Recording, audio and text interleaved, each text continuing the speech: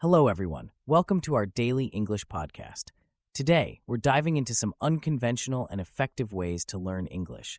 It's all about making the process engaging and enjoyable. So, let's get started. Oh, I'm excited about this. I always thought learning English had to be, kind of boring and textbook heavy.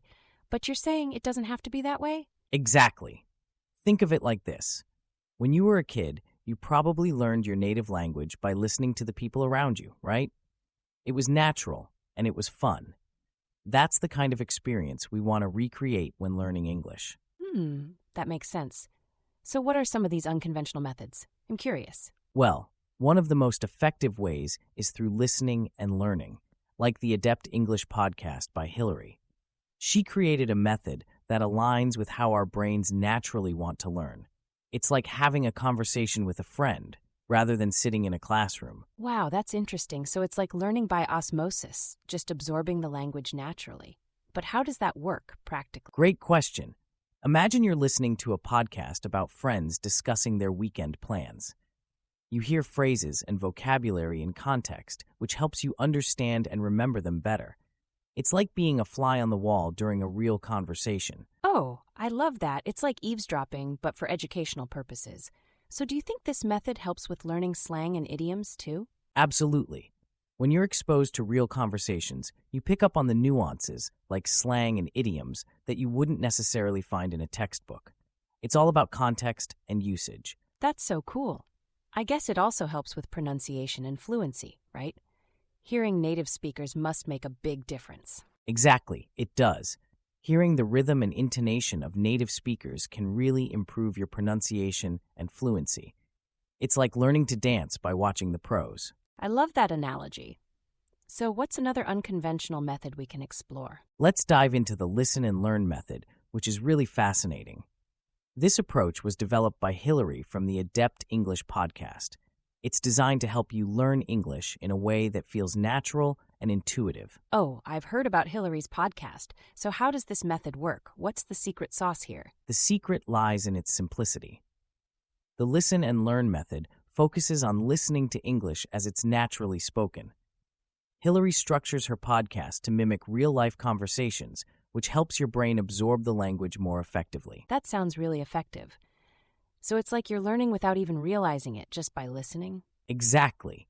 It's like how you learned your first language. You listened to people around you, picked up words and phrases, and gradually started speaking. This method taps into that same natural learning process. I see. So what are some of the benefits of using podcasts for learning English? I mean, besides the convenience of listening anywhere. There are several benefits. First, it helps with pronunciation and listening skills because you're hearing native speakers. Second, it exposes you to different accents and dialects, which is crucial for understanding English in various contexts. That's true. I guess it also helps with vocabulary, right? Hearing words used in context must make them easier to remember. Absolutely. Context is key. When you hear words and phrases used in real conversations, you're more likely to remember them and understand how to use them yourself. It's like learning to cook by watching a chef in action. I love that analogy. So would you say this method can actually lead to fluency? Yes, it can. By consistently listening and engaging with the language, you build a strong foundation. Over time, you start thinking in English, which is a huge step towards fluency. That's amazing. It sounds like a really fun and effective way to learn. I might have to give it a try myself. Now, let's explore how real-life scenarios can be a powerful tool for learning conversational English. Imagine you're listening to a dialogue between friends discussing their weekend plans. Oh, like the conversation we mentioned earlier about hiking plans. How does that help someone learning English? Exactly. When you listen to these types of conversations, you get exposed to everyday vocabulary and phrases. It's like being a part of the conversation without the pressure of responding immediately. That makes sense. So it's not just about the words, but also understanding how they're used in context, right? Yes, context is everything. For example, when Alex and Jamie talk about hiking, you learn phrases like trail in mind or heading out. These are phrases you might not find in a textbook, but they're common in everyday speech. I see. And what about handling complaints? How does listening to those conversations help? Great question. Conversations about handling complaints teach you how to navigate more formal or challenging situations. You learn polite language, how to express frustration, and how to offer solutions. That's really useful. It's like getting a sneak peek into how native speakers handle different scenarios. Exactly. Plus, it boosts your confidence. When you hear how others handle these situations, you're better prepared to do the same when you encounter them. So it's like having a practice run before the real thing. I love that. It sounds like a great way to improve conversational skills. It really is. By immersing yourself in these dialogues, you enhance your listening skills, expand your vocabulary, and improve your ability to hold a conversation. I'm definitely going to pay more attention to these everyday conversations. It sounds like a fun way to learn and improve. Let's shift gears and talk about learning English through entertainment, specifically TV shows. This method is not only effective, but also incredibly fun. Oh, I love this topic. I mean, who doesn't enjoy watching TV shows? But how does it help with learning English? Well, let me share a personal story. When I was learning English, I stumbled upon a comedy show.